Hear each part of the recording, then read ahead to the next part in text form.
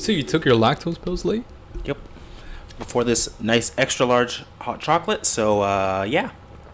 I'm gonna be gone. Hour and a half. I'm gonna be gone by then, right? Yeah, sure. Fuck. I'm kidding. You'll be fine. Don't worry about it. I goddamn hope so. I'll hold it. Good. If I see your stomach bubbling up, that's fine. I'd rather that than smelling you. Anyways, we are back again. Oh yeah, so we recorded this. We're already. recording this whole shit again, but and it's okay. It is what it is. File got corrupted, but yeah, whatever. Cause your shit sucks sometimes. It's the cat, but I can't. Okay, it's not my fault. But whatever. Anyways, how you doing? I'm good. And you? I am. I'm okay. School's about to start. Has started. Yeah. Well, Ryerson is always just like, hey, everyone is starting this week. Let's just push it back like another week and a half. Why not? Oh yeah, you start a week later. I don't know why. Yeah. I'm every single time it's exam season for like the winter semester, and it's April. I'm about to start my first exams, and my friend's like, "Oh, I just finished my third one. I'm finally done." And I'm like, "Oh." I feel like Squidward in that meme where he's just looking out his window and running. That's me looking out and all my friends finishing school, and I'm just like, yeah. I mean, your break is yeah. I don't even celebrate Christmas. What do I need this 4-month break? I would also prefer to have like 4 the week. extra time at the end rather than at the beginning. Exactly. I want a longer summer than a longer winter break. Winter break doesn't do anything for me. Dude. But that's neither here nor there. Until we start snowboarding. I know, I miss it so much. I wish we went. I wish we could have went this year, but it's so much fun. I'm gonna make my like actual hobby. Like it brings me back like another. It's another. I also haven't gone skating in like a really long time. I used to love skating so much. No, I love you and Jacob both. My two black friends both don't like skating. It's frozen water. What do you think snowboarding is? More frozen water. Okay, but like it's soft. Anyways, okay. So what are we talking about today? So we're talking about men. This was a thing that we kind of brought up on the Instagram. Yes, we did. Hegemonic masculinity, toxic masculinity. Yeah, and so let's just kick it off there with what exactly is hegemonic? Like, explain it to me. So it's like a 4-syllable word. Pretty sure. Hegemonic. I might get this wrong. But it is the idea that men are like the apex of society or whatever, right? That they dictate things and whatever. Patriarchy, woo! Exactly. And thus that has like many different effects on society. Right. It affects toxic masculinity, one of the causes for it, or like just kind of defines how it like interacts within that group, right? So yeah, that's pretty much what it is. And there's some interesting points brought up because, if we're combating that, we're combating the patriarchy and whatnot. This results in different. We are okay.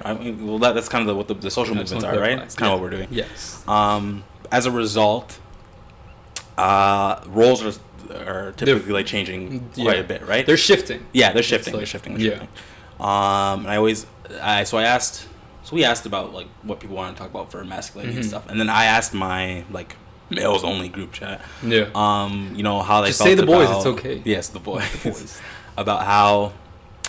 These things have like affected them if they've noticed it or whatever. Right. Because one of the things I did notice was that there is a shift in because there's a shift in how masculinity and masculine men are being portrayed. There's a difference in like role models and stuff. Right. I was watching a few commentators I watch on like YouTube and stuff have brought this up, but they brought up that there aren't that many role models that kind of show what these new expectations are for men.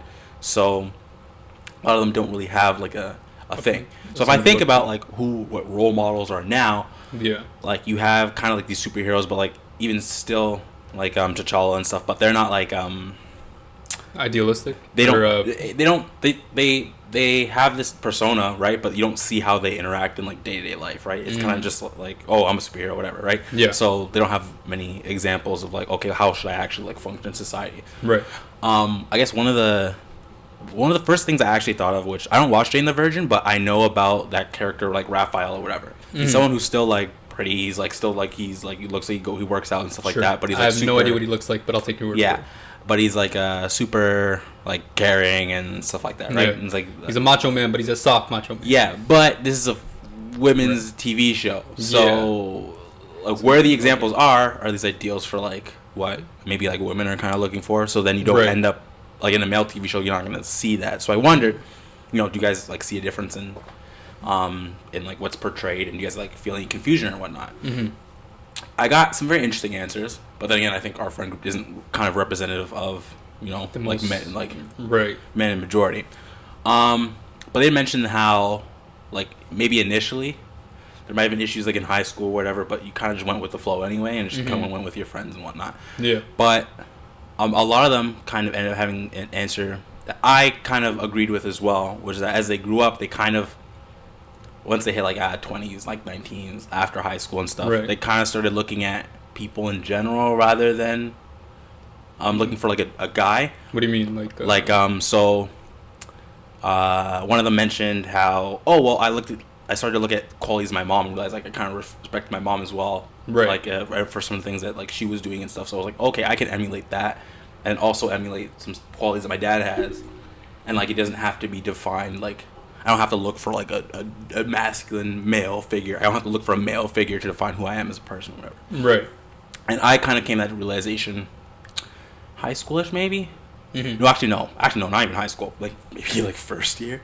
I think maybe it happened before, but I never noticed it. Where I started to see, I was like, oh wait, like my mom has a lot of like good character. I started to see as like, I started to see her as a role model rather than just kind of always looking towards my dad. Because when I was younger, I just did that because I'm a guy, he's a guy. Like there's stuff that we can relate to, whatever. And as I grew up, I was like, I was trying to figure out who I am as a person, where I want to go from now. You're not having these like rigid definitions and stuff. I think for you as well, like your living circumstances are different. Mm-hmm. Because you live with your mom most of the time. You don't interact with your dad on a daily basis. So I feel like that might think. Because I'm trying to think about with my parents, and I don't think I emulate one over the other. I take both. Mm-hmm. Right? Like I'm really close with both of my parents, but I'll take character traits that I like from both of them, and I'm like, okay, this is good. A good quality trait about my mom, this is a good quality trait about my dad. Mm-hmm. But I've never had or at least for the most part, like my dad is a good male role model. Right, like for my dad, he's not. When I think about this, like toxic men and like the character traits that he had, that like they would have, he doesn't necessarily have all those. Right, like my dad is a provider. My dad takes care of his family. My dad is always there emotionally, financially, and physically. So I've never had a bad male role model. But like now when I look at like media and I look at outside, it's kind of hard to see like people in like the public eye that you would be like, okay, that's a good male role model. Like the only celebrity or athlete is like LeBron James right now, right? Because he's socially active, he's a family man, never had any off court dramas or scandals or anything like that. He's the only like. It was a small one, but like what's one? What small one? There's one where he I wouldn't say.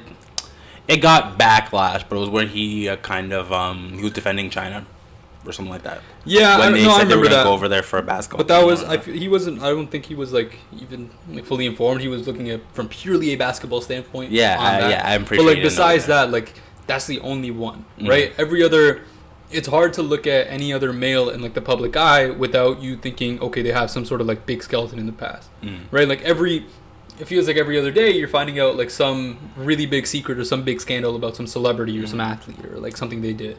Maybe that was one of the things that kind of pushed everybody to stop like looking for, or some people, or maybe majority of people to stop looking at like these people as like special. I feel a lot of people are coming after celebrities now. I think it's because because you idolize celebrities for the longest time. Now people are like, wait, why would anybody? People got mad at Charli D'Amelio for saying that she wanted to hit like a certain amount of followers on TikTok. And so many people were mad like, he doesn't see us as people. I was like, well, like, why did you ever expect? Like, what do you guys think you were? I don't understand why they were having these expectations. You follow her on TikTok, like that's great. Right. She's thankful for you, but she can't also be like, I want to hit a new benchmark of followers. Does that dehumanize you? Like, I don't know. People are mad, but that's a whole other thing about people being sensitive and stuff like that. I struggle to see celebrities as people in the first place. Like I can't sympathize with you, bro. Like you living in your multi-million-dollar house and like every time they try to do those social activism things, it's always sucks. Because they're so dejected. I think that kind of like maybe brought that into light for everybody as well. They're like, oh wow, these people have like no idea what's going on. Right. I get maybe Kanye West is one of the people that kicked that off actually. Actually, yeah, maybe that's what kicked it off. Anyway, so back to hegemonic masculinity. Mm-hmm. Shit, I zoned out when you were explaining what that was. Don't kill me. But it's like, guys are kind of in this, I don't want to say weird state, but it's kind of like most guys are acknowledging that, okay, men are kind of trash, men are shitty, they do a lot of like shit, and they're like, okay, we need to do better, but they're kind of struggling to figure out exactly what that is. I feel like, and I'm not talking solely about like the whole sexual assault and sexual allegation stuff. Like, obviously, like, stop doing shit to people without their consent. That's a no-brainer. Some people like physically just don't understand it. They but when it comes to like understand that. Careers and like, I don't know, I feel like a lot of guys have that thing where like they have to provide for their family, and maybe that comes from like the older generation where their fathers and their mothers ingrained like, okay, you're the guy, you have to be the one that, you know, is like providing monetarily for your family. And now that a lot more girls or women are in the workforce and they're making more money, you can have a spouse that makes more money than you.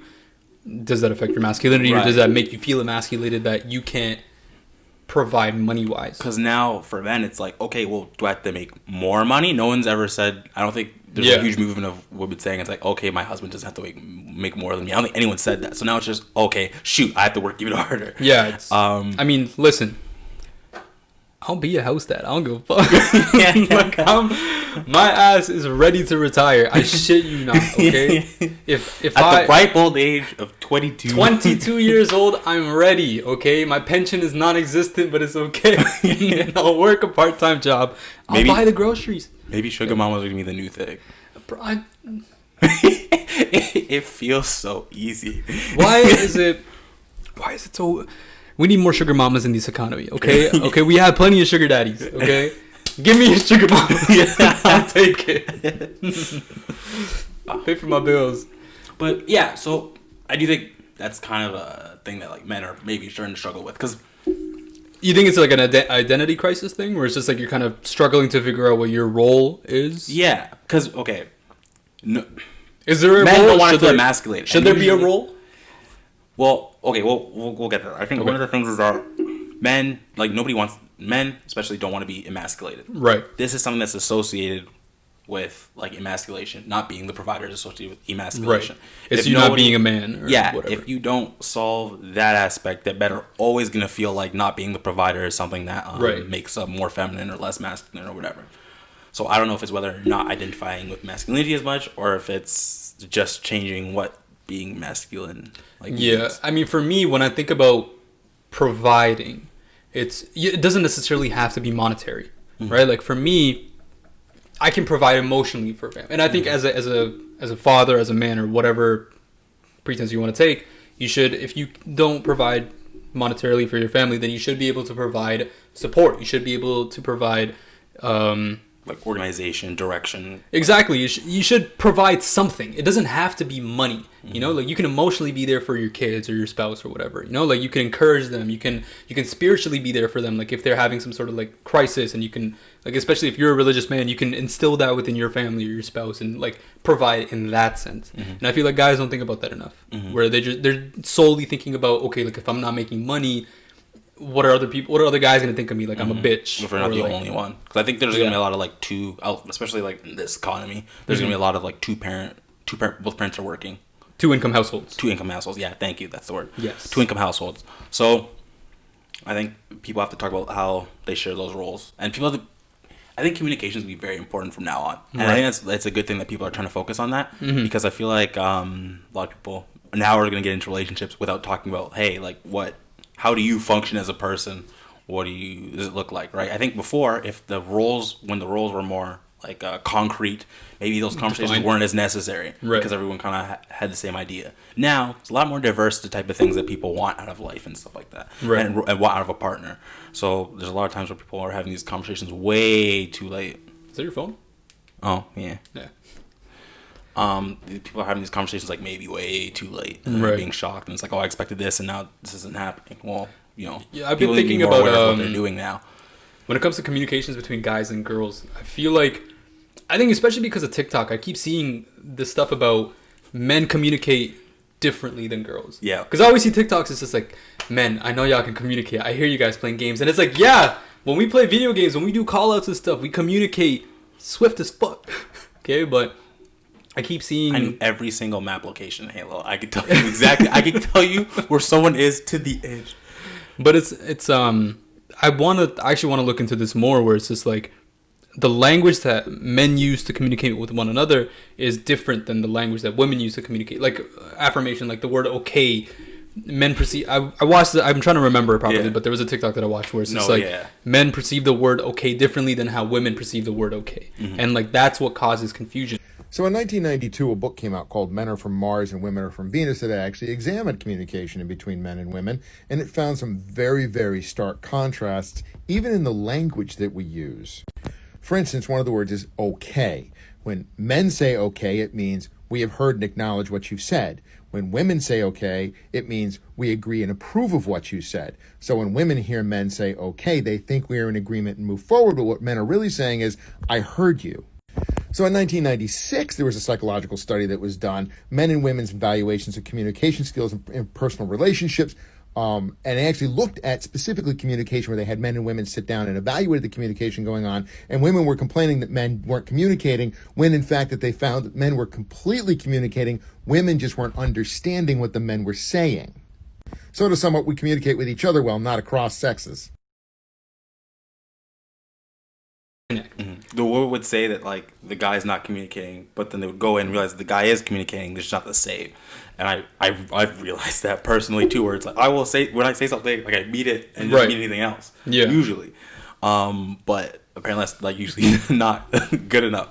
So I see a lot of these things on TikTok where I'll get some. Like I'll get on female TikTok and I'll get on male TikTok. It's one of those where when the girl's like, yo, don't talk to me, and you're like, alright, cool, I respect your space, and you're like, why? Yeah, exactly. It's like, I didn't mean don't talk to me, like show that you want to try. I was like, I was doing what you said. But you asked me to not talk to you, and I tried, and you're like, don't talk to me. But then now you're not talking to me. The entire what is it called? Oh, do you want like if when they ask if they should come over, and then the guy says like if you want. Okay, no, so I understand that one very well. No, cause I understand the girl's point, right? But I thought about why guys say it, and I realized it was mostly because we have this thing where it's like we don't ever want to make a girl feel like she's doing something she doesn't want to.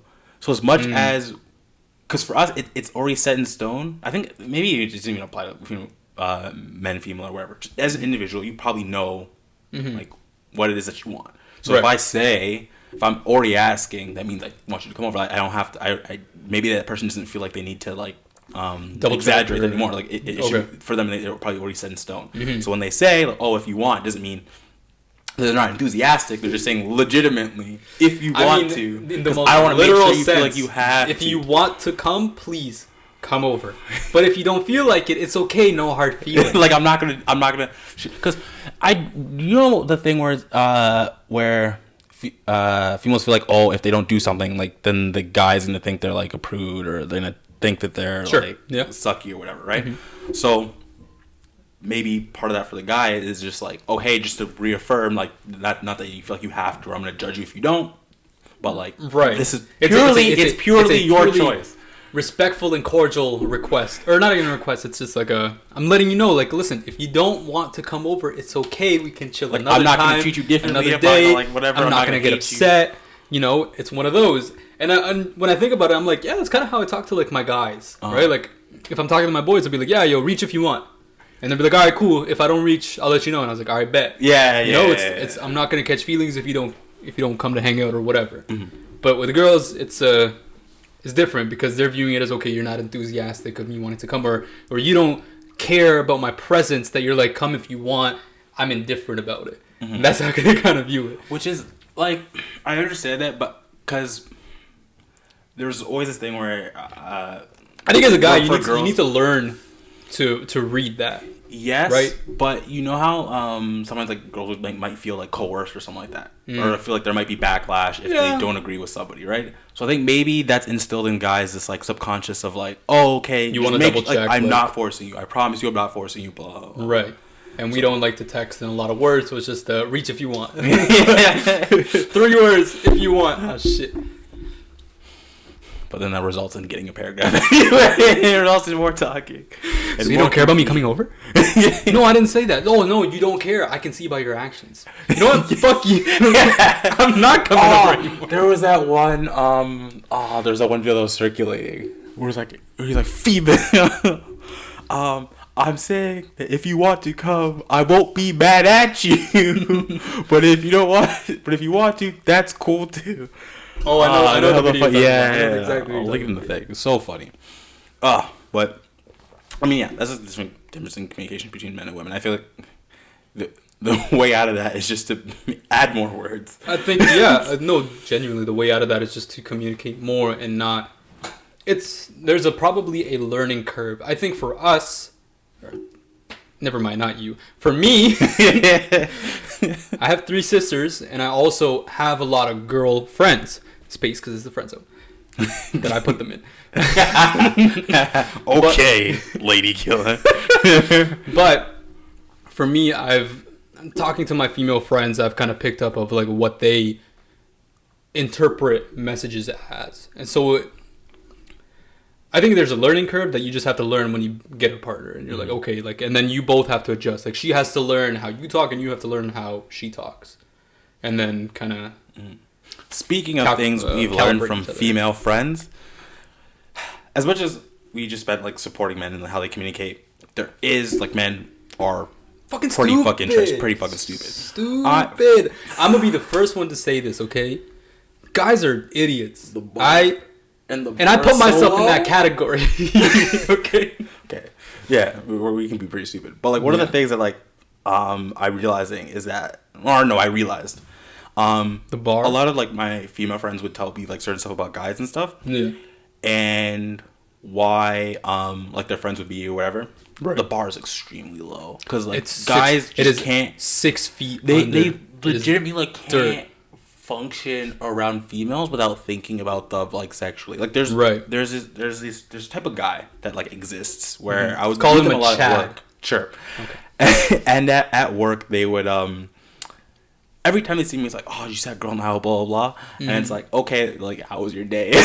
You can start with that too. Like every conversation's about that. And I realized every conversation's about ass. Yes. And I remember in middle school so I would play soccer a lot with the guys and stuff.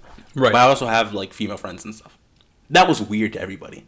And like the guys would shit on me for that. And I think that's where it stemmed from. Like guys are here, girls are here. But then what that ends up creating is like an alienation of the other side. So like these guys only see women as like this and that, right? Right. Which is probably what I've learned from being around females, being around my mom. You being around your sisters is that like, well, you know, these people like are easy to you learn how to communicate with them. They're not like the aliens that exist over here. Yeah. But like guys, there's so many guys that just can't function like that. Oh my gosh. Like the guys who are in girls' DMs and like they reject them and it's like, okay, well fuck you, bitch. Listen, bro, come on. I'm gonna say this. It's not that insane. I'm gonna say this one time, okay? There is nothing wrong with shooting your shot. Alright? Shooters gotta shoot. Okay? So if you're a shooter, I agree. It's okay. Shoot your shot. Slide into the DMs if you want. There's nothing wrong with that. But if your ass gets rejected, pick yourself up and carry yourself out of that DMs. I don't know why they take it so personal. Like, every single time I see screenshots where it's just like, yo, mama, how you doing?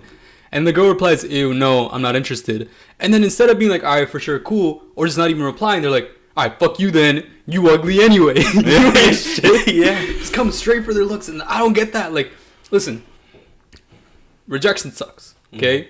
I get it. Shit. It's happened to me too. But that doesn't mean if you shoot your shot at a girl and you don't get the response that you wanted, that doesn't mean you start harassing the other person. Like, bro, there's this huge sense of entitlement that like the girl has to talk to you. Yeah. Do you know how you approach a girl at the gym? You don't. That's what you do. You just don't. Bro, if she's not giving you like signals, just don't go over. Why is the primary response harassment? First, how do I approach her? Harassment. This is their only setup. And right away, it's straight for their looks too, and it's just like, bitch, you slid into my DMs. Why are you calling me ugly? What does that say about you? What are your standards? You know, it's just like, you approach a girl, you're just like, hey, beautiful, how's it going? Nah, I'm not interested. All right, fuck you then. You a whore anyway. It's just like, okay. Fuck. This shit don't add up? But you were in my DMs. And now what? I put it into my calculator. I'm getting a Santex error. I don't understand what's going on. It's bed bass. 2 + 2 does not equal 7. What the fuck? Oh, fuck. I don't know how to get this across to like some guys. Bro, She doesn't have to talk to you. You don't have to talk to her. I understand that you're thirsty. Okay, Listen, do with that your own way. Yeah, Go if you're home, down bad, it's whack one okay. out. But yeah, so down bad. if you're down bad, it's okay. Like your every interaction with the female doesn't need to be like you trying to Smash all the time. every single time. If you do, you need to sort that shit out. I don't know how. Like, I don't know. Get a female friend and like for 5 minutes just sit there and just be like, don't think about her breast. Don't think about her breast. Like, dude, I don't know what you need to do or to train yourself to not struggle with this. Holy. Google some tutorials how to not harass women every second of my existence. Because like you could tell sometimes. Like there will be like you're in a group and you're talking with guys and a girl comes up. And then you can tell the dynamic shifts as the guys try to fight their way to make themselves look better. There's some guys that like tear down other guys. Like, oh yeah, Adrian's kind of a loser. Remember that time that you did this? It's like, why are you telling her my private stories? Like, I don't even know who this is, bro. Your boy just starts roasting you out of nowhere. He's like, motherfucker. It be your own niggas. Hey, do you remember last night you pissed your own pants? I was like, that didn't even happen, bro. I told you that in confidence. Now you're using it to get a girl? Where's the loyalty? It's always bros before your hoes. Okay. They can't function. It's just no. Like I don't know what you need to do, bro. But fuck, figure that shit out. I don't know. Do you think it's a lack of having girlfriends? Yes. It's mostly just having guy friends, and then. Actually, I don't even know because early in my life I only had guy friends, and we still never had anything like this. Oh, maybe you respect your mother. Like, yeah, like I don't know. It doesn't seem that difficult to me, so I'm struggling to figure out where this like huge separation is. Yeah. But and it's like I fully understand where girls are talking about like, man, I feel uncomfortable when I walk past a group of guys because every guy is somewhat predatory, right? And it's okay, not every guy is predatory, but there's enough guys that are predatory for you to be skeptical about every guy that you don't know that you run across. Yeah. You don't know if someone's gonna follow you or try and harass you or touch you or fucking kidnap you. Every girl I know has a story. Yeah. Every girl I know has a story. Like that's insane to me. Every single girl I know has a story of some kind, which means that there is an issue. Mm-hmm. So as much as you got like a bunch of guys be like, oh, girls like complain, blah blah. Well, it's like figure it out because I don't know that many guys that have stories. I know, like again, I'm not gonna say this doesn't happen to guys. It does. It does happen to guys. I know guys that it happened to me at work once, right?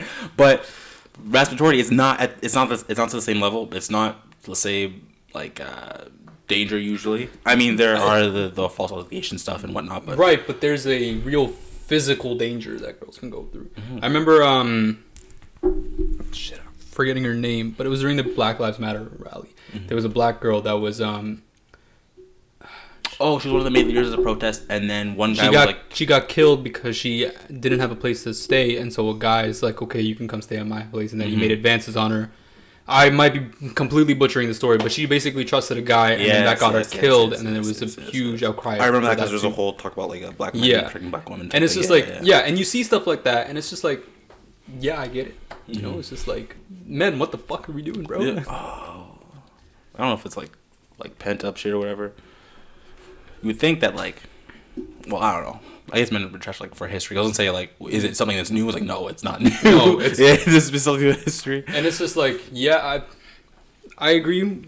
They should be called out because you need to identify a problem before you solve it. And so calling out guys that are doing scummy shit like this, you're basically identifying a problem that brings it to light. And now we collectively have to figure out a solution. If a guy shits on you after you go into DMs, expose that shit on Twitter. I don't care. Absolutely. If a guy is going to call you like a bitch after he denies you, post that. All of my female friends, them out. Okay?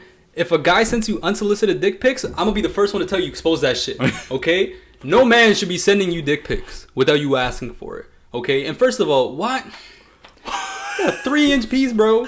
Why are you sharing that with such confidence? Hey, but now you're enable like the 6+. She's like, oh well, see, this doesn't apply to me by 6+. So like this shit. No, just don't do it. She'll said that. Okay. I don't want you to do it anyway. I'm just saying these men should not have the audacity, the confidence. Who told you that was okay? This was okay. And did it work at some point? Like, I don't understand. Has it ever worked? Yeah, has it ever worked? Why is this a? Oh yeah, if I send her my soft piece, she's going to be begging for me. Is that just like insanity? Because I feel like if you can't be the first person to get blocked because you've done that, right? So has it worked at some point for them to think that this has worked in the past? I don't understand. I don't get it. Look, Usually, even if I don't agree with something, I can comprehend the rationale behind it. With this, I don't get it. Like, what exactly? It's like there is no even potential positive outcome. It's just shit. Mm-hmm. You either get exposed, you get roasted, shit gets screenshotted, you get blocked. Like, where is the positive in this? And wouldn't you want to like keep that to yourself? Like, why do you want that like out there? Like, Yeah. What if you end up on a website? Exactly. And what if you have a funny looking penis and you get exposed? Well, now you know. So like homophobia among the men's community. So specifically the Caribbean community, because you had an interesting take on that.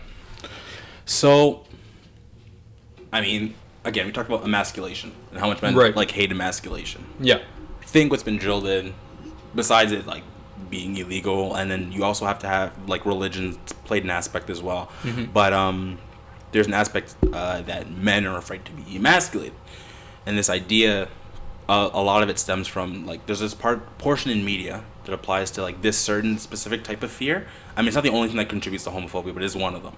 Right. I'm sure everyone knows this, but you always see those jokes where like they always play this as a joke in like movies and media and stuff, where the fear for the criminal is that they're going to go to jail, and it's always mentioned that they're going to be raped in jail or whatever. Right. This is like the ultimate form of emasculation. This is like a huge fear or whatever, right? Yeah. So I think it's also contributed to this like the hatred or being scared of like of men, or like having to go out of your way to call everything gay or whatever. The reason what reinforced that for me was seeing how prominent it is within the Caribbean community specifically, because it's not really just a religious thing in that group. Mm-hmm. For that group, you have to remember that one of the ways that a slave master would have to. There's so many tactics to get people to submit, right? To get a group of like a large group of people to submit to your like control, right? There's methods to these things, right? That's how these things happen. You don't take over a group that's larger than you, without instilling some psychological tactics to fuck them over. So specifically, what they would do is, I think they call it like barebacking, whatever. So the slave master would rape the male slave in front of his family. Mm-hmm. You have to usually in front of the family, whatever. Right. In order to emasculate them, obviously, and scare them, whatever. So naturally, I would think that what led to this is that like an inherent fear or a fear that's passed down of gays, of homophobia, of sex with a man and stuff like that, right? Because it's especially prevalent in like Caribbean communities, right? So that plays a part. I've read like studies done on it. People like psychologists have talked about it. Like these things are passed down. Like obviously, certain fears and tactics are passed down through your generation. I wonder if and it's boiled down. The South Asian community is somewhat similar. Mm-hmm. I know that for the South Asian community, it's probably a lot more religious, right? Yeah, religion plays. I'm like sure religion's like a huge. 100%, religion plays a huge thing in it. But I mean, that's some of the biggest like areas where their gays are prosecuted are strictly off like religious bounds and stuff like that, right? Yeah.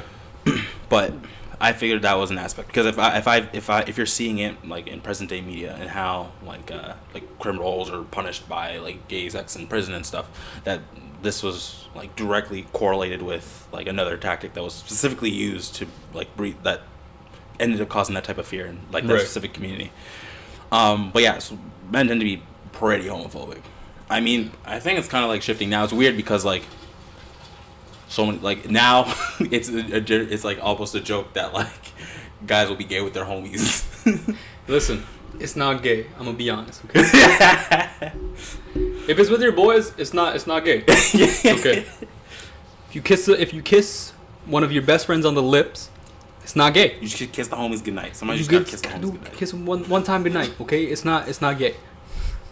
Yeah, but I don't know. I would say that's why men are like specifically like violently homophobic. I don't know if I'm sure. I think that's changing. I think that specifically is changing. In the media? Or in the media? In the media, yeah. Because I see a lot of because they get more representation. homophobic remarks when it comes to the way guys dress. If it's not like the you remember when Young Thug put on that dress for his album cover? Yeah. And I think Jaden Smith also had that too. Oh yes. They all got a lot of backlash for that, and then people were talking about how it's not manly and all that type of stuff. Yeah. Candace Owens said something about was it Niall Horn, the guy from like One Direction or whatever, wore a dress or something. Harry Styles? I think so. Okay. One of them. They're all the same thing. I don't care. I all don't white care British me for boys. that. I know they have a strong fans. I don't give a shit. Like, say whatever you want. I don't give a fuck. Right. But yeah, so they got huge backlash for that shit. I think when it comes to the guys and the way they're dressing, like it's also kind of shifting too.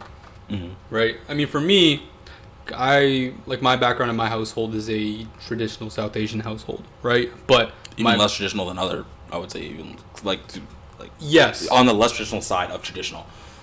Less conservative, because my parents have given me and my siblings free reign to express ourselves. And like that's something that my mom learned as a kid, and she's like, that's, like if you want to try something, do it as long as you ask for our approval and whatnot. That's why I have my ears pierced, and for me it's like I still get backlash from like my home too. Like my freaking face mask has flowers on it, and my mom looked at it and she's like, that's kind of gay. I was like, what do you mean it's kind of gay? I like the flowers. And she's like, that's a little too fruity. And I was like, guys can't like flowers? What's poppin'?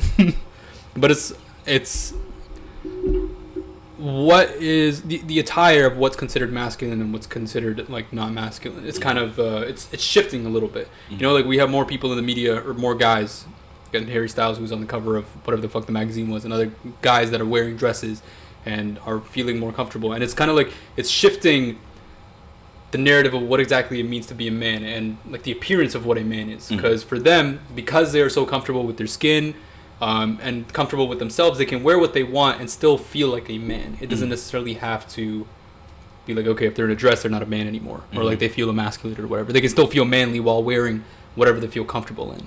And I kind of like that idea, because I am also a little bit experimental with what I will sometimes. never wear a romper, but I want more options. That man romper, that sucked. I'm sorry, that was ugly. That was not like, look, I'm all for like changing fashion and more stuff, because I want more options too. Yeah. That shit was ugly. Right, like, for me, one of my favorite colors, like one of my favorite sweaters, is like my pink sweater. I love that pink shit. Shirt's my favorite shirt. I have a baby pink sweater, and that's one of my favorite sweaters, and I wear that shit all the time because I love it. I'm gonna start rocking purple too. I'm ready. I just want more options, bro. It's so rigid. Like I look at the store and it's just like, all right, cool. So I just get to wear a suit. It's like, that's fine. I like suits, but like, there's nothing else. Like, I don't know. Can we have like parachute pants? They'll come back like a different type of parachute pants. Like, I don't know. They were crazy in the fucking 80s. Why can't we have that? Yeah, we'll come back. Cool shit. I don't know. Whatever. But it's kind of like it's Shifting. It's shifting, but it's less like the stereotypical image of what it meant to be a guy is changing, and I think we're kind of in a transition period of what exactly that it's going to be. Before, what it was that macho manly man. It's kind of like your Arnold Schwarzeneggers, your Sylvester Stallones, like your big guys that are just oozing, I'm a dude. Yeah. And now it's kind of transitioning to something different, and we're trying to figure out what exactly that is, and whether that's a good thing or a bad thing. You're never gonna catch me in a skirt. No, not even one time. No, not one time. So you might catch me. Like, look, I'm a little bit bad. I'm a little like I'm not like okay. I feel like there's a line for me, but like I don't know if that's just like my inherent. That might be my inherent like views on like masculinity and stuff, or like stuff that I feel. But like there are stuff that I feel like would be too feminine for me, right? Like it's just like naturally I just feel that way. So. But that romper is just so ugly. I'm sorry, I can't get over it. It was just so ugly. The romper was so ugly. It was so ugly. Oh, I can't wear shorts above my knee either, so like I can't do that. Really? I love shorts above my knees. Bro, when I used to play soccer, I would wear the coaching pants that was above my knees. And everyone looked at me like, Asian, what are you doing? He's like, why don't you wear normal shorts? Why do you always look like a coach? And I was like, nah, I just don't like shit that goes above my knees. I don't like it. Maybe I feel like a whore. It's like too high up. It's too close to my dick. I don't want people to like see all that thigh. I don't look, okay? I have nice thighs. You're afraid. I have nice thighs, and I believe in modesty. Exactly. Look, some of you guys don't understand that struggle, right? I'm kidding. Look, I like the pits go above my knee, or like below my knee. I mean, because I don't know, I just feel comfortable. I don't know. Maybe I don't want to show too much thigh. Like I had nice thighs. Well, I still do. I don't want to like show all that off. I'm trying to be thick, right? Like my wife will see my upper thigh one day, and that's it. Okay, nobody else. Forgive me for being modest and not showing my a good halal boy. What's wrong with y'all? Exactly, what's wrong with y'all? So he's like, Asian, wear stuff above my knees. You want me to be a whore? Okay, so Jordan Peterson did bring up some interesting things. That's the reason why I want to talk about him today as well. Because I feel like he's been painted the infamous in a somewhat negative light. Right. I do think I'm gonna go into a whole series on like issues I have with like far leftists and where I think that's going. But I think Jordan Peterson's been pushed to the far right. Like in a way that does the left injustice, because you just lost someone who was like he's pretty like center left. I would say like economically and stuff. I agree. He's fairly center left. Because he advocates like some sort of traditionalism, I guess he talks about, but he doesn't even advocate for it really. He kind of just talks about. Oh, we'll get into what he talks about. Yeah. So he got a lot of flack. Initially, was for his issue with the Canadian government saying that they should like compel people. Like he's saying the law compels people to use pronouns or whatever, right? And that's kind of what got him into the mainstream. He would use them. Right. He even said he would use them. He doesn't like the government saying that he should, because that starts to infringe on certain elements of free speech and whatnot. Right. So that in itself to me is not bad. Someone asked him if I was like transitioning to like the other side, would you use those pronouns? And he said, if you that makes you feel comfortable, yes, I would. I just don't like the idea of being compelled to by the government. Right. So that's about a whole debate. They call them anti-trans, which I don't inherently doesn't feel anti-trans. I understand like the sentiments that it could create, and then the type of people that show up to the rallies. Here's why I don't think he completely understands that. There's this polarization that happens on the internet where if you say one thing, you're shoved to the right, which is why you have a lot of like there's a lot of people who exist in the center that if you ask one person, they're like, oh, he's a fascist. If you ask one person, oh, he's a socialist, it's like, oh, well, you saw one take and then you kind of shoved them to the side. That's kind of his persona right now, where it's just like it really depends on who you ask. And a lot of people there's people that call Jordan Peterson like a Nazi sympathizer and all right, and then there's people that on the far right that say he's a lot more far left and we don't want him associated with us because of the stuff that he says. And even his talking points about free speech and stuff, they're fairly liberal talking points. Exactly. They're not necessarily conservative or right talking points. But people caught these one clips and then kind of sent him all the way to the side, and that thing that's done them an injustice. And it kind of speaks to an issue that, look, I am like center left. So my issues are that some people on the left make leftist issues seem stupid because of the way that they argue with people on the right. And it makes the leftist movement look stupid. Pushing Jordan Peterson all the way to the far right is one of those things. The reason I brought him up when it comes to men and women is because he mentions something. He does have a lot of videos that talk about what it means to be a guy. So people say that he is anti-feminist because he says things like, oh, there are still like differences between men and women. But then you look at what he says and he's like, well, the differences are like 60-40 for some of them. And then you're like, oh, that sounds way more liberal. It's like, well, yeah, all you need to do is stay for another 5 minutes into the video and you would have gotten that idea. Right? So what he ultimately was advocating for was that, look, don't expect things to be 50-50. That's not what you're looking for. You're not looking for like a 50-50 thing. Because there's still going to be some inherent differences. And he brings up the fact that like some places in Sweden or whatever, the more liberalized they are, the more egalitarian, the more difference you actually do see in men and women, the roles that they choose to pick because they have that freedom to pick, and then people choose what they're more comfortable with, right?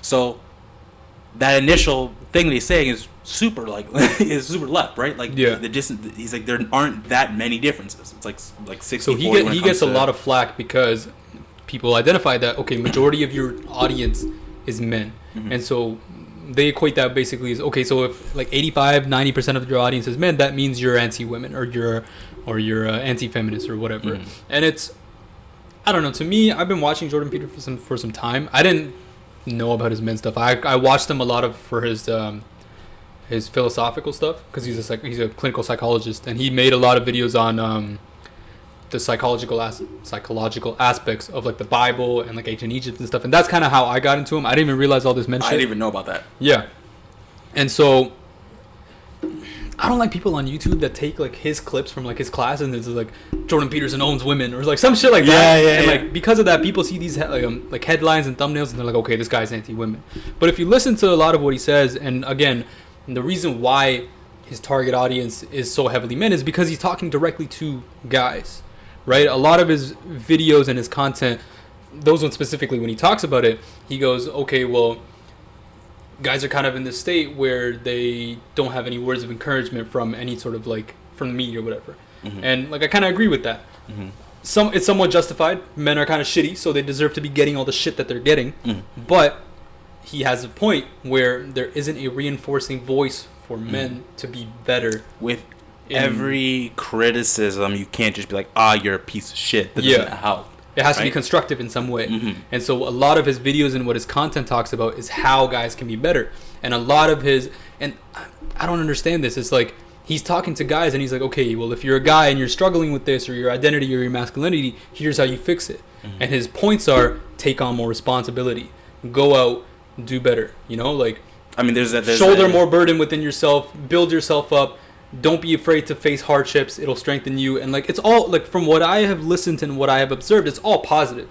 And maybe it's just me, but as a guy, it resonates with me because this is also some stuff similar to what my dad says, where it's just like, okay, this is, you know, this isn't sugar coated stuff. It's kind of like, okay, the world is kind of shitty, you're gonna be the one that has to like tackle a lot of this stuff, and it's not gonna be easy. If I can draw like an analogy almost, if you look at people talk about the prison system, especially like in America or wherever, right? Yeah. How there's when people are incarcerated, the reason they go back so often versus in other countries, because other countries focus on the rehabilitation, right? If you're going to tear somebody down or punish them for what they should have done, which everyone would agree with, you have to be punished for your bad actions.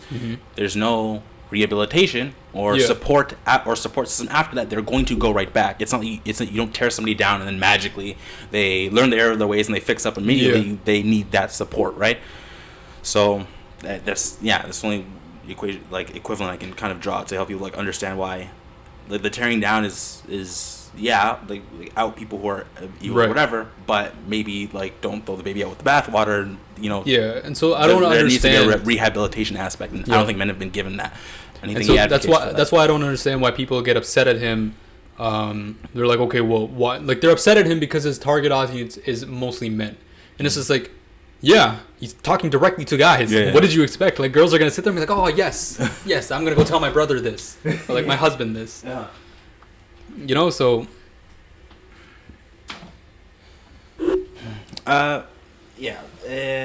needs to be like an emphasis on the rehabilitation aspect, right? It's because I do see that there's like because what you end up with are counter movements, where I'm seeing a lot of like guys on the internet who are like, well, or like a space where it's like, okay, well, women are doing XYZ, and it ends up in a more combative sense than any constructive sense, right? We're going to solve these things, and men and women have to communicate properly, rather than just F you, right? And then now even girls who like advocate for like, I've seen girls on the internet who like advocate for like certain elements of men's rights and stuff, and they're called pick-me's and stuff like that, right? Where it's like, okay, well, what are they saying like specifically in the video? Is there one element they're highlighting because they feel like nobody else is highlighting it within the women community, and that's just it? Or are they actively like, oh yeah, women are trash? Like there's a difference between just saying, oh, actually no, women are trash, versus, okay, well, here's some things that like we aren't discussing. Right? Yeah, look. You know what I do like though? What? I don't know why I was thinking about this, but it was the whole slut thing, where slut used to be solely associated with women. Now it's kind of getting shifted, and guys are being considered sluts too. Yes, and I like that. Call men sluts. Because guys can be hoes too. I'm gonna be honest. True. Guys can be big hoes, and guys need to be called out on it. Okay, we can't have this double standard. If you're gonna call a girl a hoe, call the guy a hoe too. You can't. See, I think that's why. Okay, so this is like a work in progress, all right, in my head, all right. Okay. So forgive me if this sounds like we're terrible, whatever. So So there's this phenomena that people talk about when they talk about like oppression and whatnot, right? Yeah. That when the oppressed group, it ends up being challenged, and there's movements. that sometimes the oppressed group can hijack that movement, and in a way that makes the movement more tolerable to the oppressors. So when, for example, during Malcolm X or the Martin Luther King movement, the reason why Martin Luther King was like kind of more accepted versus Malcolm X was because Martin Luther King was doing a more like less combative way, right? Okay. There he was advocating for freedom in a way that was more tolerable to the masses, right? Okay. And that's why, like, he never. I'm not. This isn't a criticism of Martin Luther King. Like, people would try to. I remember, like, people used to. He used to say that the biggest threat to the movement was the moderate, right? Was the white moderate who would tell them who would tell the movement, like, oh, hey, don't take up these drastic methods, because. For exactly what I'm describing, don't take up these drastic methods because it's like we don't like it. It's too much. It's not easy to digest. You get further if you weren't asking for all these things. Yeah, everything like that, right? But ultimately, I think that might be what's also happening with this movement of like hypersexuality. Okay. Almost. When it comes to like OnlyFans and whatnot, right?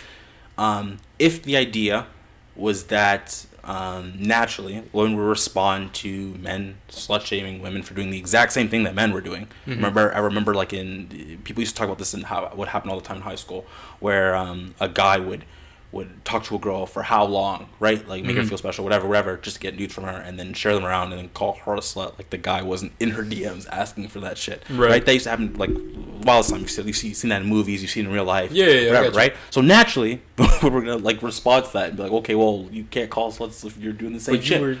Exactly. You were asking for it. So what's happened now is that like women are trying to like, you're gonna do the same behavior as men. Right? Yeah. And men were hypersexual, right? Like the idealized man was this hypersexual little guy. Well, naturally, this is gonna be a response. Machine. Right? Exactly. Fucking machine.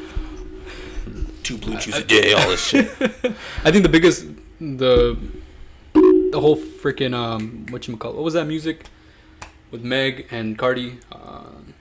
That song. What was the song? Oh my god. WAP. Yes. Yeah.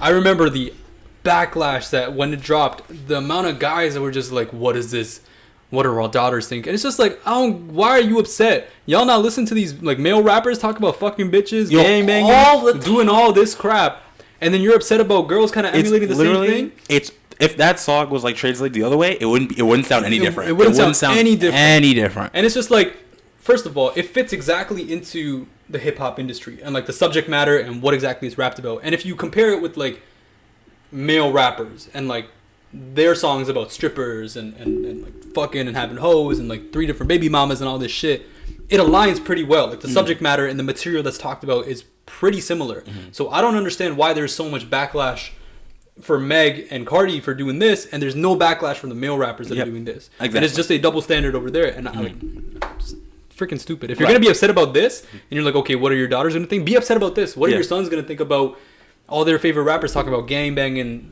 strippers, and all this crap? So one of the issues I think that's back to like the oppressed thing, is this like thing with like OnlyFans, where now you're seeing like I don't care, like I'm not using the term loosely or whatever, like literal grooming of women now who are literally like almost as soon as they turn 18, they can't wait to drop their OnlyFans and shit like that, right? As much as people are saying, oh, it's women weaponizing or like using their sexuality that like men have controlled or talked crap about them for all this time, and now they're using it to make money. Like, you can't be mad at that, right? Yeah, sure, you shouldn't be mad at that. But to me, this feels like the feminist movement translated into a way that is convenient for the oppressor.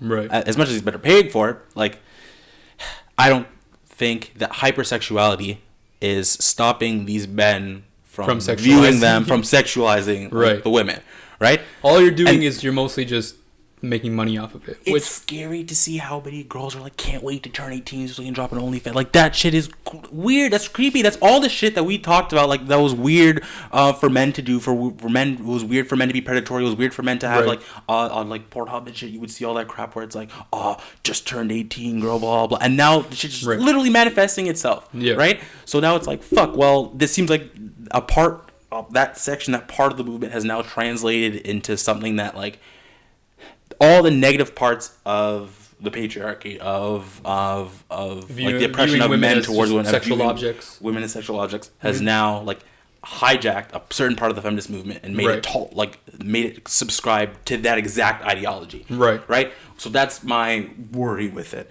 I'm still trying to figure out what exactly my stance is on this, because I'm gonna be honest, I am not upset at all about these girls making literal millions off of thirsty guys. Yeah. Okay? Like, if you have thirsty ass dudes that are like, hey, I will pay you for $1,000. Bathwater. Shit, bro. There are some guys that are just like, hey, here's $1,000 to cover your groceries for the month. There's literally like that. They'll just send like hot girls on like Twitter or Instagram or whatever, like, hey, here's grocery money. Have fun.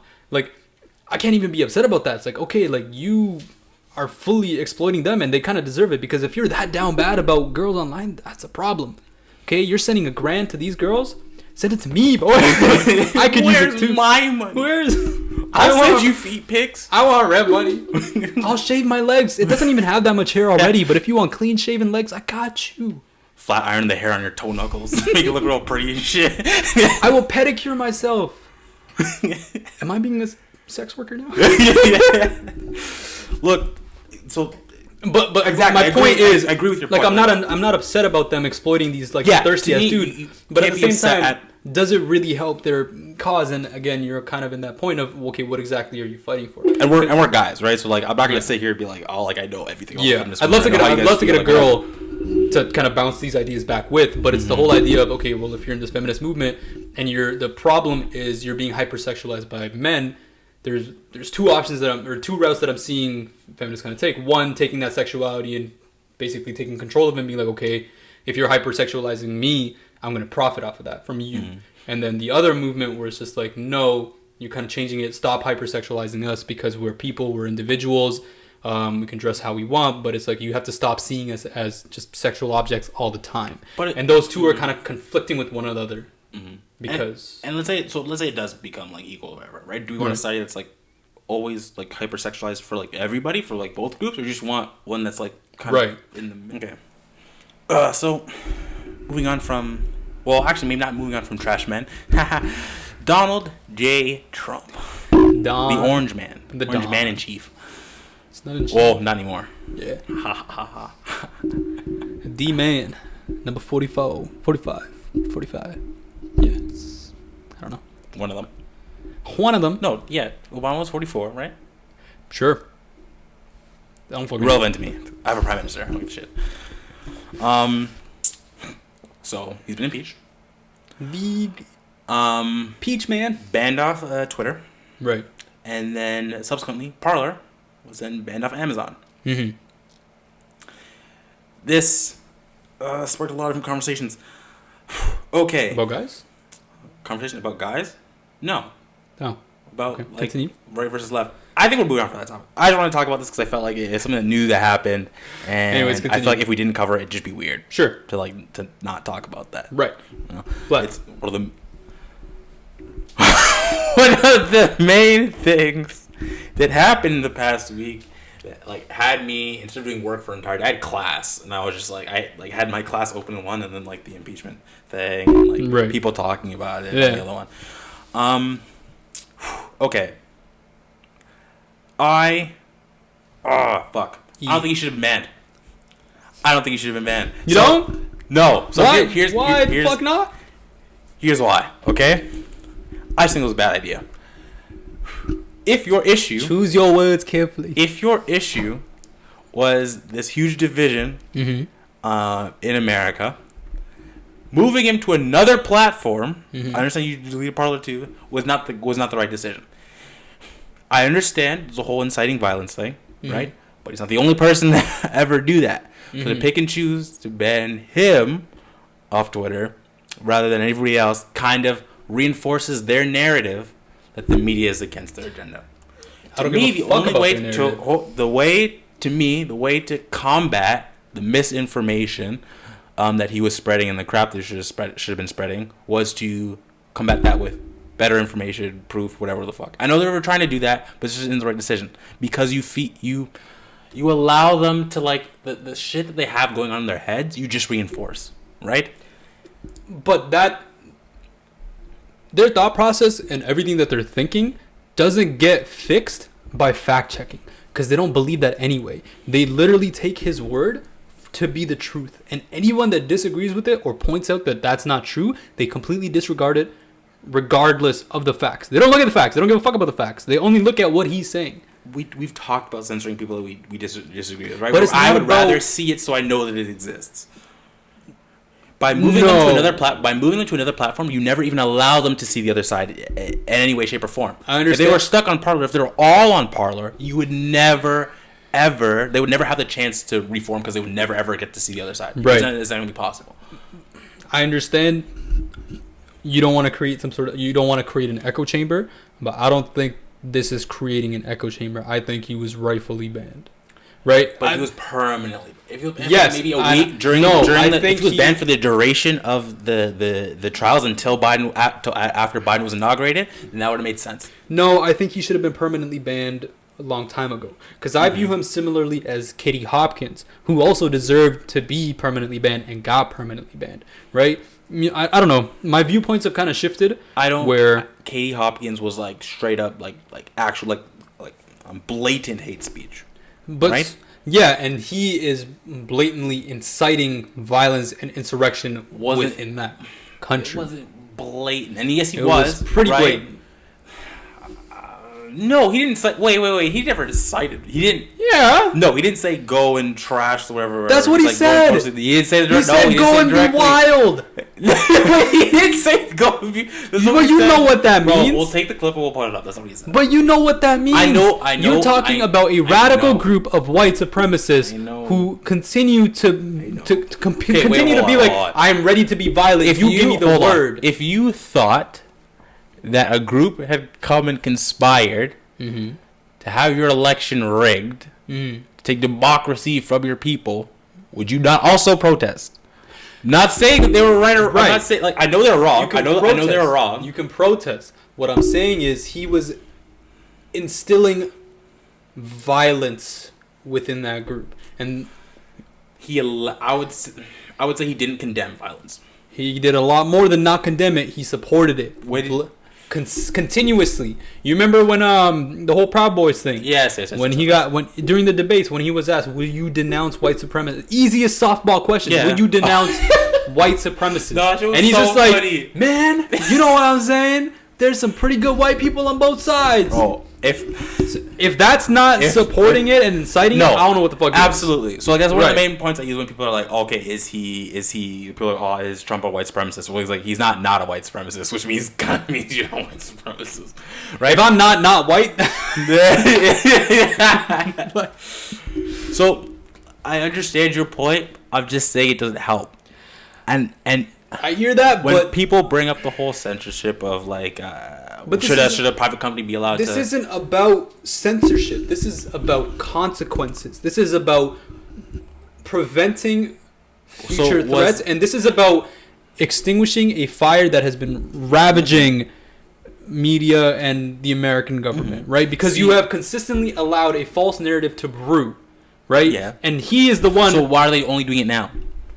I don't know. Again, for me, they should have done this a long time ago, but maybe they're doing it now because he's finally out of office and it's there's no political thing. Right? Yeah, I think it would have been a lot more. It would have been too political to silence him before because he was a president. Like if they did that a year ago, it's just like, okay, well, he's still president for a full year. Again, I definitely think they're allowed to, right? The private companies, there's the terms of service. 100%. They're 100% allowed to. Like I'm not going to fight that. I think it's a bad idea and it doesn't help, right?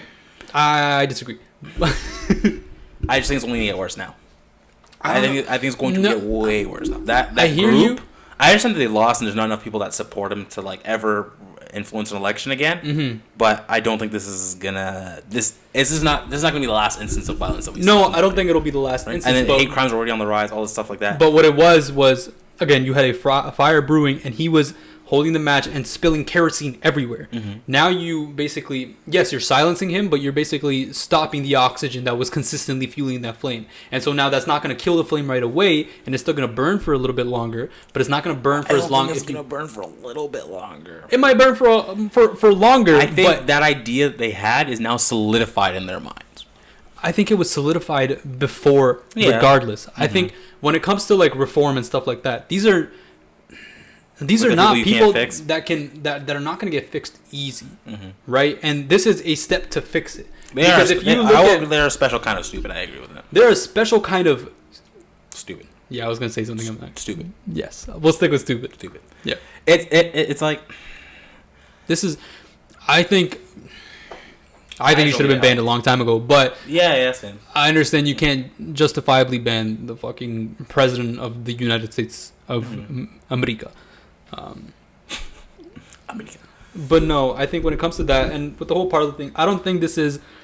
And there's people bringing up the whole notion of, okay, well, this is going up against free speech and stuff, and but why wasn't this for Amazon to kick Parler off of their things? Like, I think it's more political. They're trying to distance themselves, right? They're trying to basically disassociate themselves from any contact with Trump, and Parler was, I'm assuming it was associated with him. His supporters were going on talking and whatnot. I think that's the reason why they finally did it. And again, because it's the end of his presidency, they can justify it. Okay, like the amount of backlash that we would have gotten if we did it a year ago is going to be a lot less now because there's a new administration coming into office, and so that's kind of why they finally did it. Like, I don't think he should. I don't think he shouldn't have been banned. I just think it was. If anyone's goal, if this was 1938, okay, so my thing was if their goal was, and Hitler was on Twitter, and Twitter silenced Hitler, I think that's the right decision to do. No, absolutely. Okay? This is pretty damn fucking close. Stop! Don't fucking do that shit. Whatever. Know I'm right. No, it's not the same. Whatever. But it is. Okay, it's similar. It's close. Okay. So here's my thing. I understand that he should have. I agree that like he probably should have been banned, whatever, and the company has the right to. Yeah. Maybe it's not that I'm saying that the strategy was wrong. I just think now it's only going to get worse, right? Because I can't say that the company should have been doing what was best for the country, right? Like they have to, if he violated their terms of service, they're allowed to cut him off, right? Right.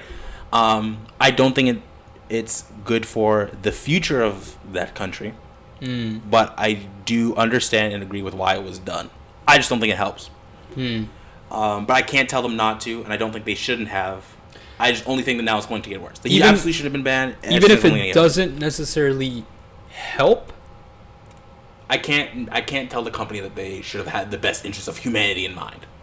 Okay, think about it. I don't know, the way I'm thinking of it is, if you left them on there, there's just going to be a rise. Oh my god. What? You'll see you. I get it now. This gets to be a rise in hate. But if you ban him on Twitter, now it might plateau. So it's not gonna get better, but it might plateau. It's not gonna increase.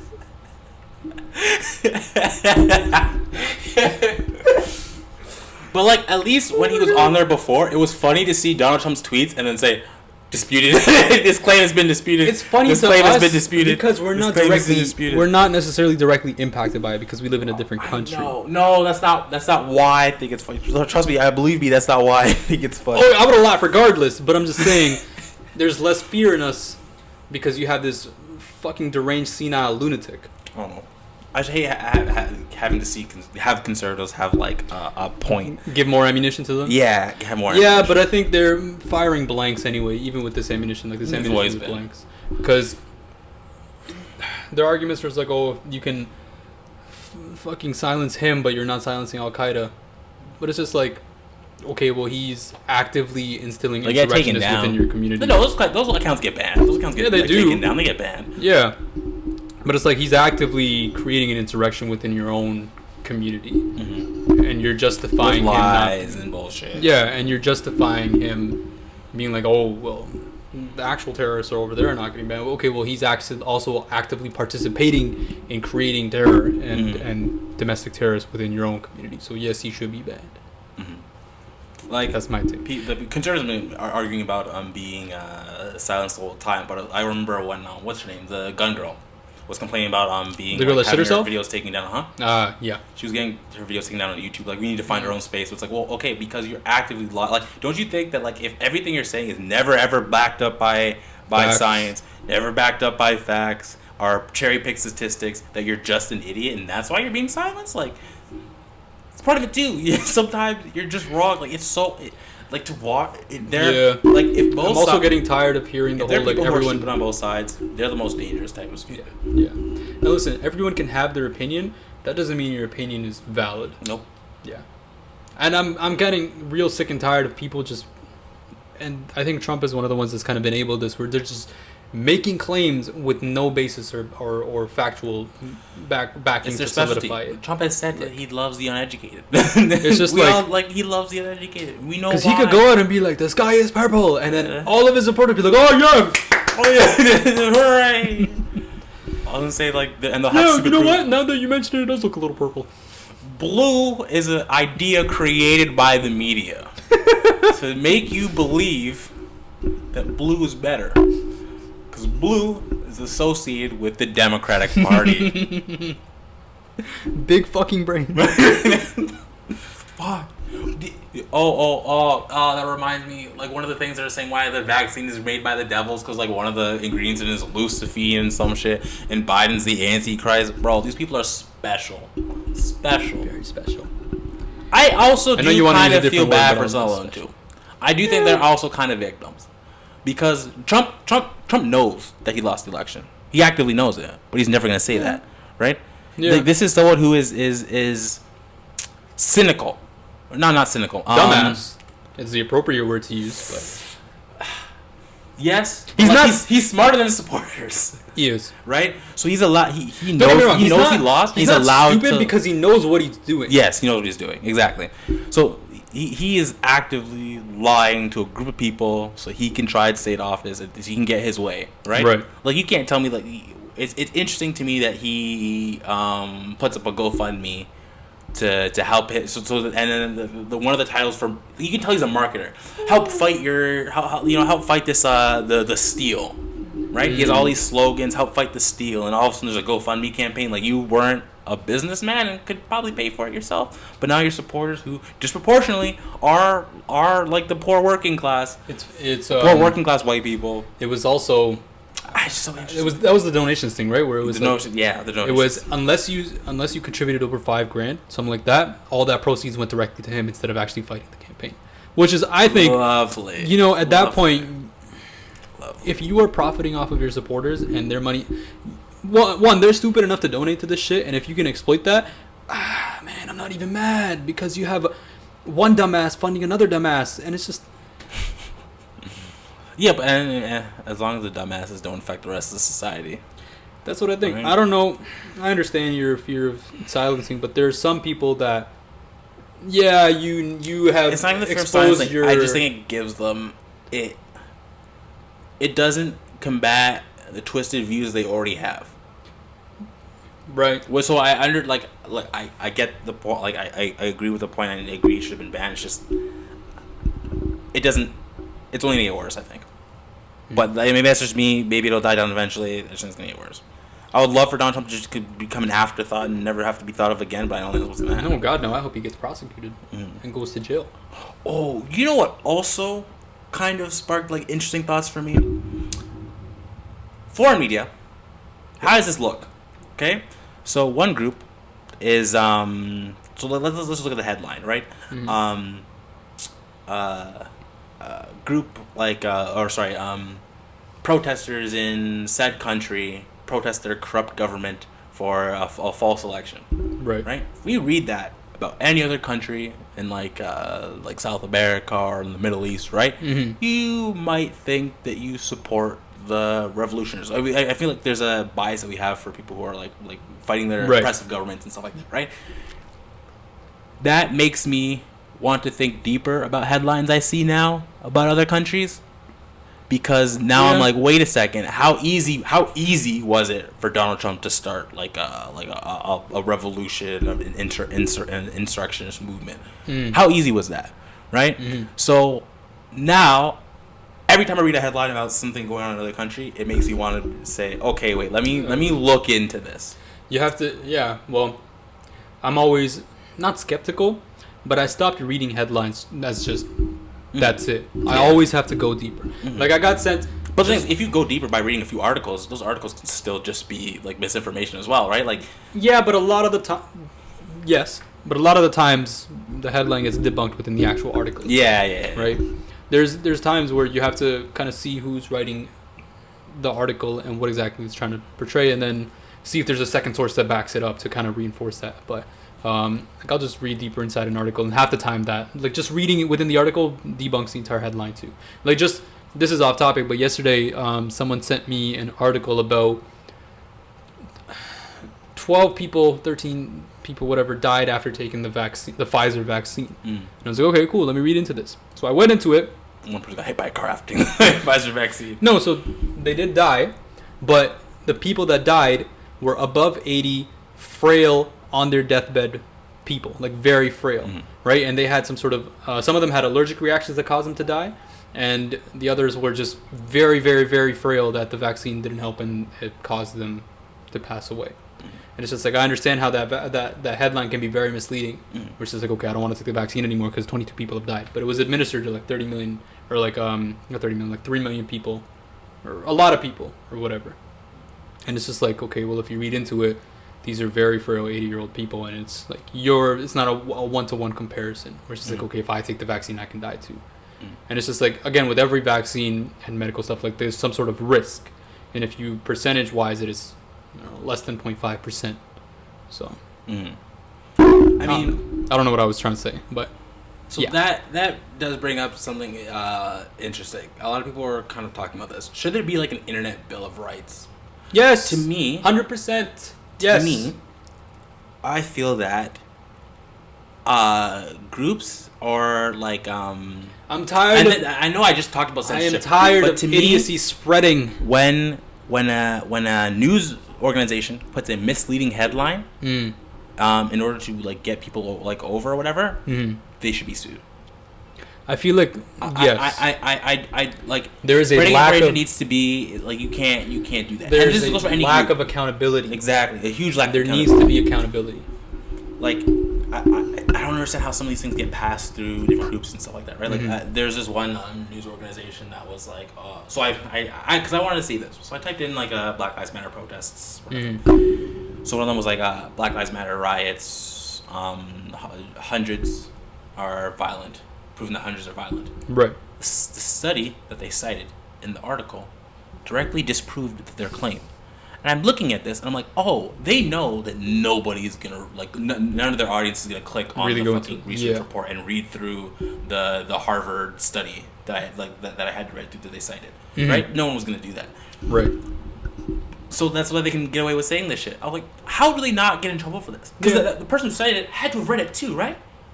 So how the fuck how do you come up with that shit? That can't be allowed. Like that has to be that is purposefully misleading? Disingenuous. Yeah. Purposefully misleading. That is what do you call it? What's it called? Not cynical. I keep saying that word. I don't know. It's propaganda. That's what it is. Exactly. It's propaganda. I don't know why that reminds me of whatchamacallit, Carl Tuckerson? Tucker Carlson. Carl Tuckerson. Carlson Tucker. But oh my god, he has two first names. Yeah, but Fox News basically filed a suit that said that Tucker Carlson.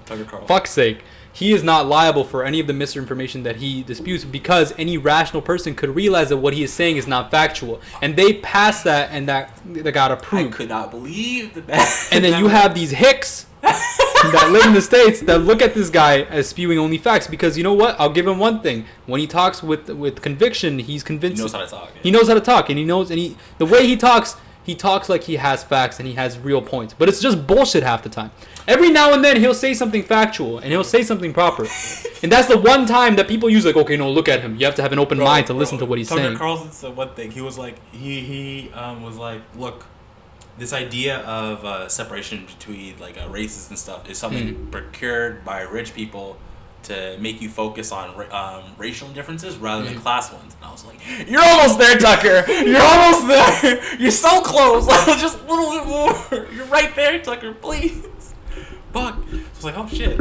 Yeah. But no, he's still garbage. I've seen like all the other stuff he said. And so that's what I mean. Like there needs to be, if you want to have some sort of internet. I'll say that one day, or but then I'll switch up on the next one. He's only saying that to help prove whatever point narrative he's trying to.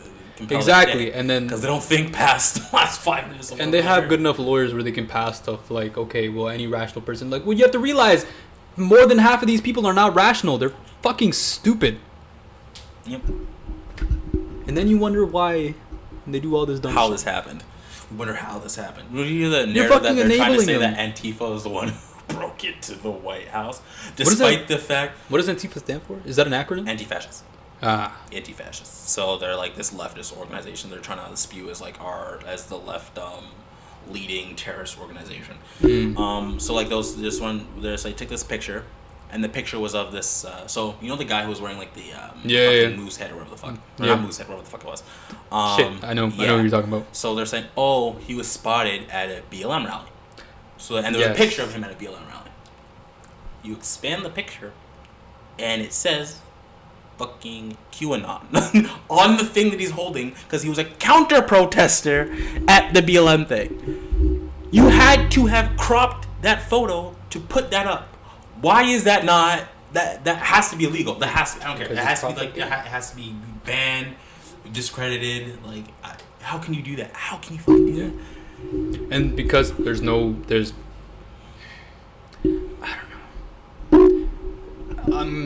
I don't know how to properly word where it's just like you should get in trouble for saying factual stuff, but then we're kind of into the whole policing people's speech. Where is the middle ground in that? But it's wrong. Like sometimes it's just wrong. Like if you deliberately take something, like I guess it would be hard to prove that, like to make a bill of rights around that. But there has to be something where it's like, look, it has to be absolutely clear that you misrepresented this information. That picture had to have been cropped out to paint that narrative, right? Yeah. Like same with what the BLM protests where it showed those two white guys that were guarding their store, and they're like, oh, like to try and paint white supremacists as being like good, like they're just defending themselves. But you expand the picture, and there's two like black guys beside them. Yeah, they're like, yeah, we agree with what was. They were interviewed. They're like, yeah, we agree with what's going on. We were just protecting the store. Business, whatever. Yeah, there's some black people there too, right? Like, you had to crop that. Yeah. And this isn't like just a random personal unit. This was a news source that put this out there, right? So that needs to be, you need to be sued or something. It's like journalism integrity is at an all-time low. Oh, absolutely, because it's based off clicks, right? Yeah. So whatever's gonna get people to click is the best thing. But I don't understand how people don't have integrity. Like, I view those people as the same type of people who like. Kim Kardashian wore red today. Ooh, what type of outfit did Kim Kardashian wear in the last 3 weeks that better suit you? Like, I would kill myself. Man. Imagine going to like 4 years of university, and getting a journalism degree, and having to write that shit. Like the Instagram, like not the Instagram, the Snapchat ads that I get from journalism crap. Like, what the fuck is this? I don't know. Like, but yes, at the end of the day, somebody needs to go to jail.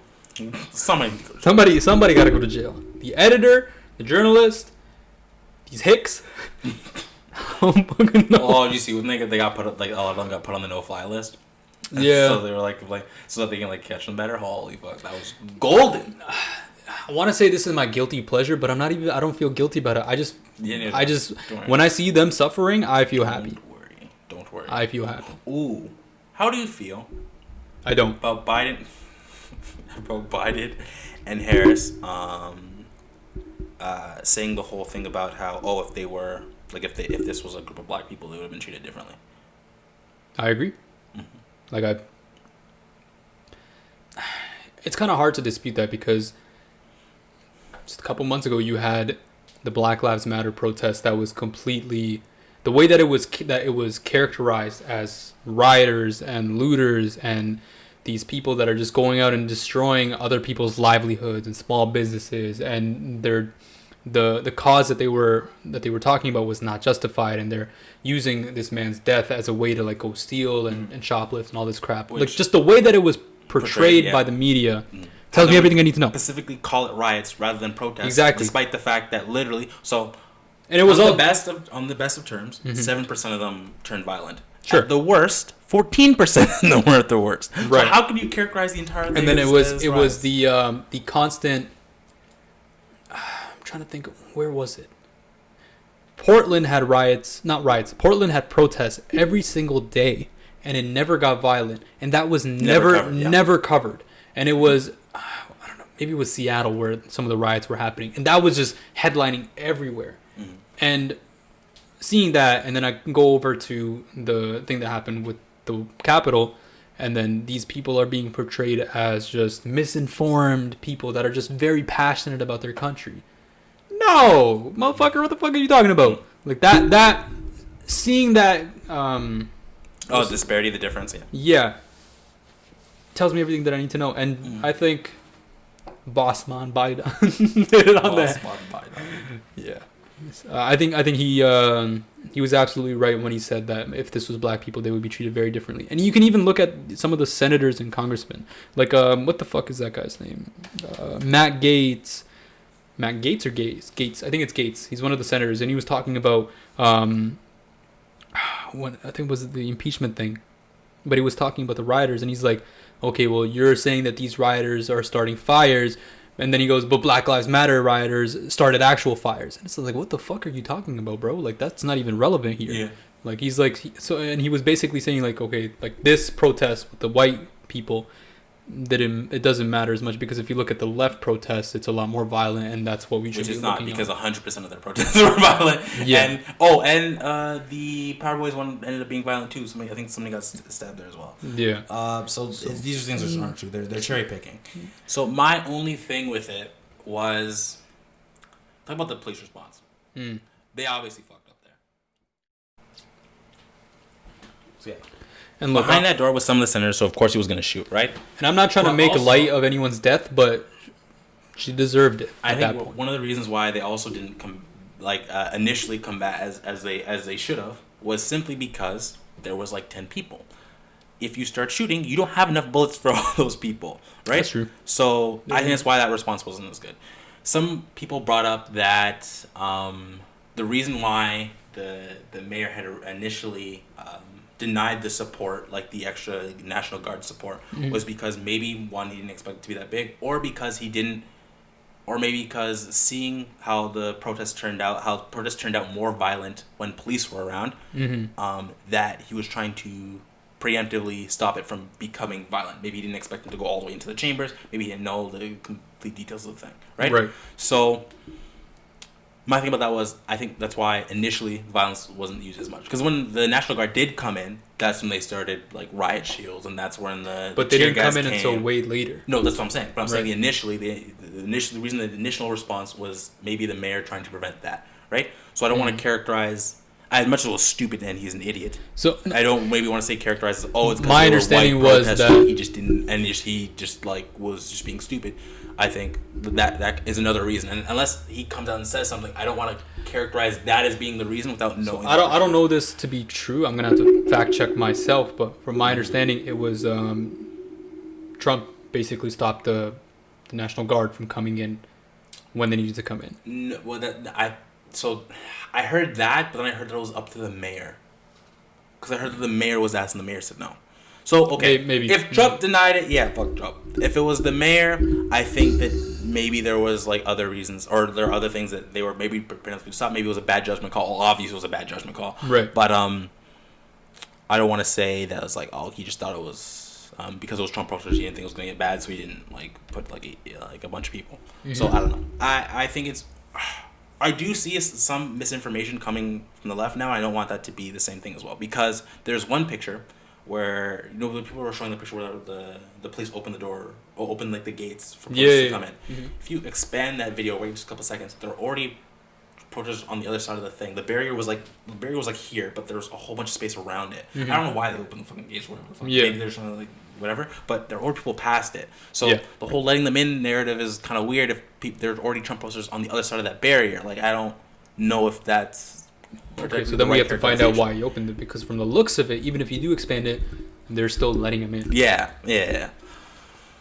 I don't know. I'm super worried. That's all it is. Yeah. You know what's scarier too is there's actual videos coming about and reports that there was, I think a day or two before the January 6th, there was congressmen or senators that were giving tours of the Capitol building to the people that actively participated in the riots the next day. Do you think they signed up for tour? Do you think they had just signed up for tours? No. And they didn't know that was happening? And the senators didn't know that was supposed to happen? I don't think they didn't know. I think some of them knew. Mm-hmm. And it... So if some of them knew and were in these spaces, which means it's entirely possible, it's not hard to go in there and figure them out, because again, a lot of them were supporting Trump. Right now there is an investigation being launched into these accusations, Okay. right? And that's why you see people like AOC and other senators being like, I didn't give any tours to any white supremacist people that came to the riots the next day, right? And there's I think this was on like the Late Show or whatever. There was even a video of the rioters that they took themselves in the building that are talking about. With a fucking megaphone too, they're like, on the other side of that hall, there's another room, and that has a latch to go into the basement over there, and there's a broken window that you can access. And they were basically talking about the interiors of the Capitol building and how to access certain points and where to go and how to navigate it. And it's like, okay, well, how do they know that? Well, the public buildings, a lot of the plans apparently are public access. Like, you can actually find plans on buildings and stuff like that on the internet. Maybe. But like, that's a possibility. I don't think these people are smart enough for that. If the protests did happen, if there are protesters who were given tours before, then absolutely they need to be investigated, because then that means they did help. And look, if anyone who actively participated helping these people, jail time. Like, jail time. Yeah. And the fact that I don't see how leaders who incite these types of things don't get jail time. Accountability or jail time or whatever the fuck, right? Yeah. Like, you got to sit there and lie to a bunch of shit ton of people that you had this election stolen from you, knowing that it wasn't. I don't understand why you don't get in trouble for that. All the people that get pardoned, again, Trump pardoned a shit ton of people, and this isn't the first time a president's pardoned a shit ton of war criminals and crap.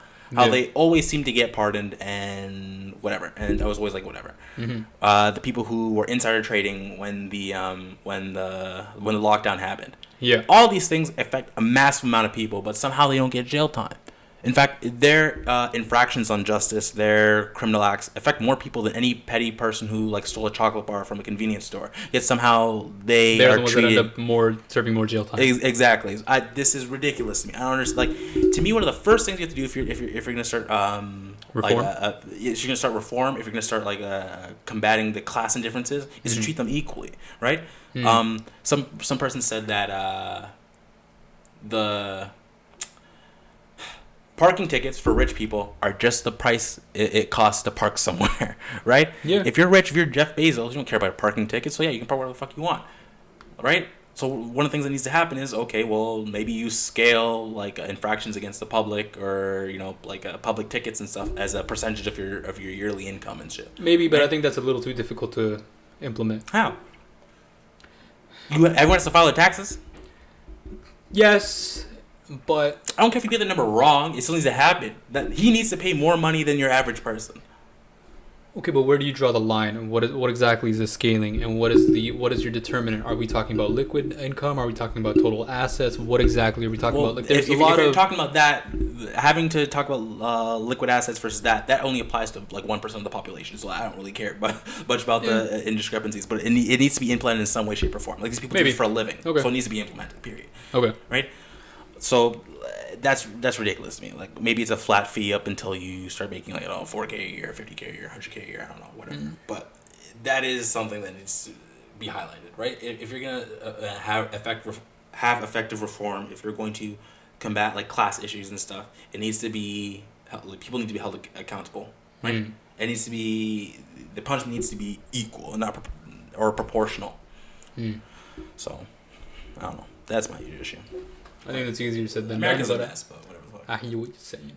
Yeah, but it's not like they can't. Like they've done more complicated things. Look how accountability for rich people versus poor people needs to be addressed, right? I mean, look, you remember that woman that got popular for she like did a bunch of shit to get her daughter into a university.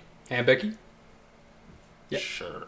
Yes. I don't know their names, but yeah, and then she ended up on Red Table Talk with and the girl ended up on Red Table Talk with and Becky. Talking I about forget how the actor's name, but yeah, and she talked about like how the daughter's like, oh, like I learned about white supremacy, whatever, which is great for her, right?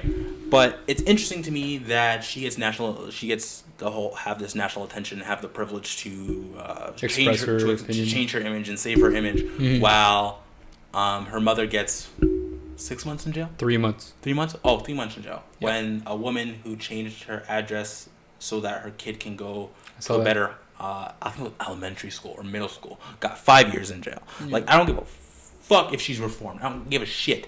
3 months is absolutely ridiculous for someone who got 5 years. One is a university, one is a thing. Like, these things aren't proportional. You can't tell me that your justice system works when there are these disparities like that. No, fuck that. Like, I don't. People were like, oh well, she's different now. Like, people make mistakes. No, fuck. I don't give a damn if she's different. Fuck you and your people make mistakes shit. Fuck you. Get the fuck out of here. I don't give a shit. She should have the whole book thrown at her. She should get 5 years in jail. I don't give a crap. Fuck bail. No, take the bail money and put her in jail. I don't give a shit. Fuck. It's so annoying. I don't know. It's just frustrating. Yeah, it is. It is frustrating. Yeah. I mean, you see stuff like that, and there's just like, okay, well, there's just clear examples of systemic racism that's going on here. Then you have people that are avidly denying it, like that's not a fucking thing. Yeah. Ben Shapiro's bitch ass, like, what do you mean systemic racism? It's not a machine. Don't even get me started on that, boy.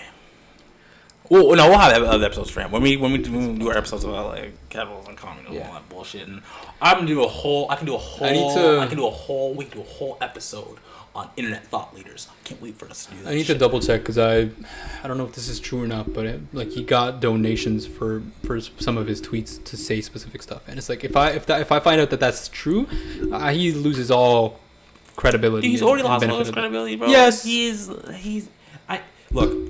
He gets credit because he talks fast.